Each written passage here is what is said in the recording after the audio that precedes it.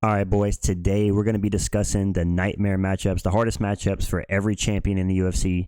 So, who's the next fighter that's going to come up and give them the biggest run for their money, take that belt from them?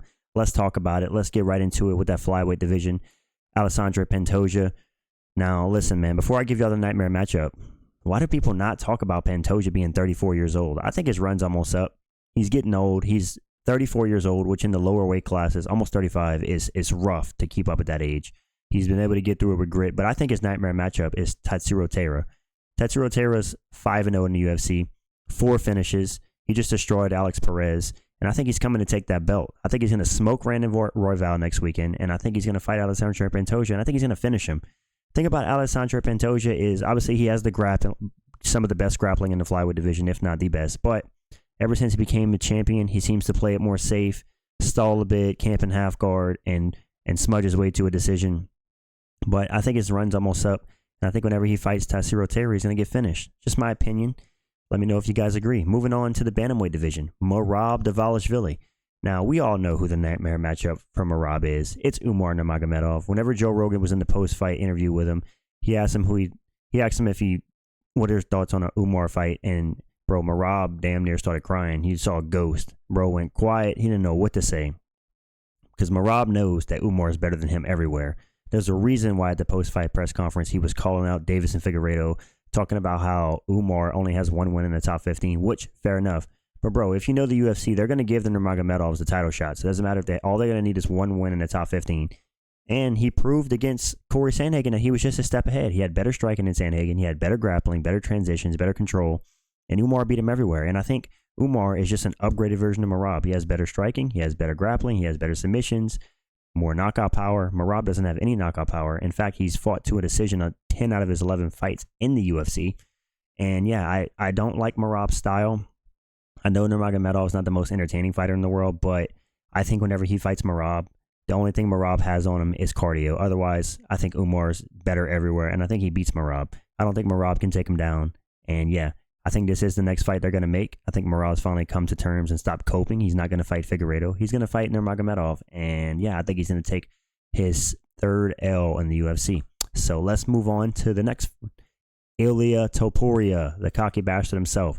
Now, El Matador, listen, he's actually fighting his nightmare matchup next. That's a lot of these champions are actually fighting their hardest matchup next.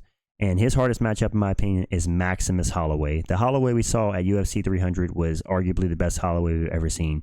He absolutely schooled Justin Gaethje. Now, the more I think about this fight, the more I'm worried for Max. Max notoriously has struggled against shorter opponents. Whenever he fought Volk, shorter opponent, gave him trouble. Whenever he fought Frankie Edgar back in the day, shorter opponent. I know he won, but it gave him trouble. He lost to Volk 3 times. Ilia Topuria, shorter guy, a lot of power, crisp boxing. And man, I'm so excited for this fight. If we get Maximus Holloway, which I hope we do because he is cutting back down to featherweight, this fight is going to be insane. Topuria is claiming he's going to knock out Max Holloway in the first round. That's definitely not going to happen. You're telling me you're going to crack one of the most iron chins in UFC history in the first round? I mean, hey, if Topuria does it, that'd be insane. He would knock out Volk and Max back-to-back, and no one else would be able to say that. But I don't know, man. Max Holloway, he's leveled up recently. He's hit a new stride in his career, 32 years old. I think he's entering his second prime. I think the fight with Topuria is so close. I do think Topuria will probably edge it out by decision, but man, it would be amazing to see Max Holloway knock the freaking smug look off this guy's face. Just a wannabe McGregor. Either way, UFC 308, looking forward to it. I think the hardest matchup is Max Holloway, and he's going to be fighting Holloway, so yeah, look forward to it. Let's move on. Islam Makhachev. I think his hardest matchup is Arman Tsarukyan, which, again, he will be fighting next. I believe in January, Habib said Makhachev will be defending his title. Arman, they already fought back at 2017 whenever Arman was 22 years old, and Makhachev was up and coming in UFC as well. He was earlier in the UFC career. And Arman held his own in that fight. Let me say, Arman held his own. He kept up with the grappling. He did get outworked for the most part, though, and he did lose a decision. Now, a rematch with Makhachev in 2024 will be interesting. Now, coming up, Arman, I know he just beat Charles, but let's not forget he got dropped by Joaquin Silva, and he got fraud checked a little bit by Gamrot. I know you can argue he won that Gamrot fight, but the fact that he made it close looking at Gamrot's career today is a little concerning. Now, I know he knocked out Dariush, and people seem to think Arman has knockout power now, let's not kid ourselves. Arman still has pillow hands, and I think Makhachev is pretty much better than him everywhere. Better grappling, better striking, better strength. So with that being said, I still, even when that's how good Makhachev is, his nightmare matchup, I still think he smokes him. I think he beats Arman everywhere, but Arman still is the hardest fight in the division for Makhachev, I will say. So let's move on to the welterweight division. If you guys don't know, I cannot stand Belal Muhammad. I think he sucks as a champion. Look at his record, 24-3 with only 6 finishes. Bro's went to decision 21 times. If that don't tell you that his name needs to be remembered the decision instead of remember the name, I don't know what does.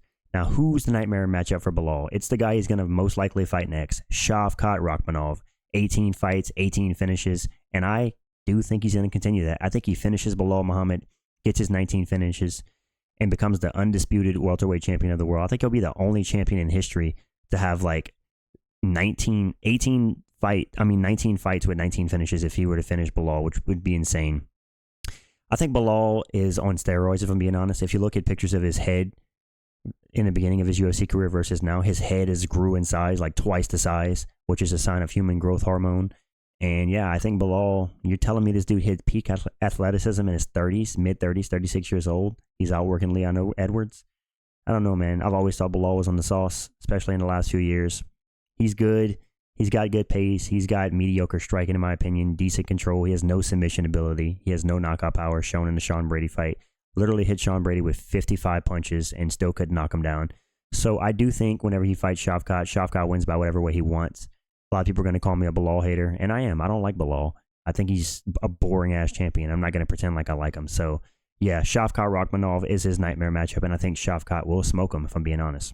Moving on, Dricus Du Plessis. Now, this is going to be an unexpected one, and people are going to call me a casual for this, but I think the hardest fight for Dricus is Khamzat Chimaev.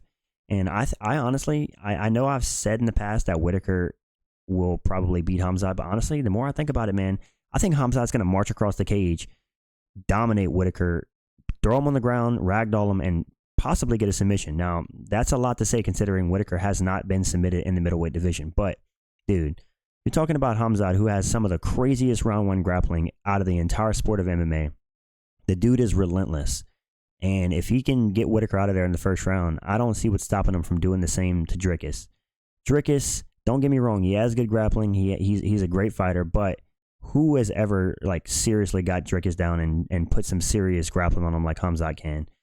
Yeah, a lot of people are going to tell me that I'm coping, that I'm delusional, that no way Khamzat does anything to Du Plessis. Like Du Plessis can hold his own on the ground. Dude, listen, I think Khamzat, if he wouldn't have got sick, he would have smoked Whitaker in the first fight. I think he's going to smoke Dricus if they fight. I think Khamzat is the best middleweight. Call me delusional. Call this rage bait.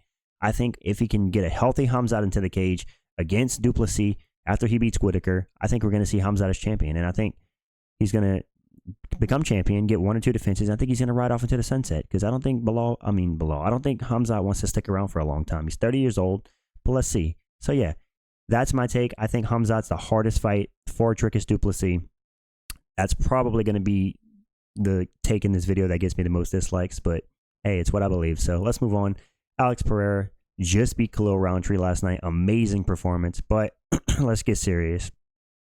We all know who the nightmare matchup is for Alex Pereira. It's Magomed Ankalaev. Ankalaev is on a tear in the light heavyweight division. Hasn't lost in ages since he got submitted with 1 second to go against Paul Craig, which was definitely a fluke. But Ankalaev's fighting Rakic coming up. I do think he's going to beat Rakic, and whenever he fights Alex Pereira, man, I don't know. That's going to be a close fight. Magomed Ankalaev's talking about he's going to strike with Pereira. I think that would be a mistake. I know he has power in his hands and he's got good striking, but I think Alex Pereira is going to turn Magomed Ankalaev into a wrestler. And honestly, I don't know. I'm torn on this fight. First, I thought Alex Pereira was going to starch Ankalaev, but the more I think about it, I could just see Ankalaev just getting pieced up on the feet a little bit and then him just resorting to grappling and taking Alex Pereira down. So at that point, it just has to be decided by, is Alex Pereira's takedown defense good enough to keep it on the feet and win via knockout or via decision against Ankalaev? I don't know.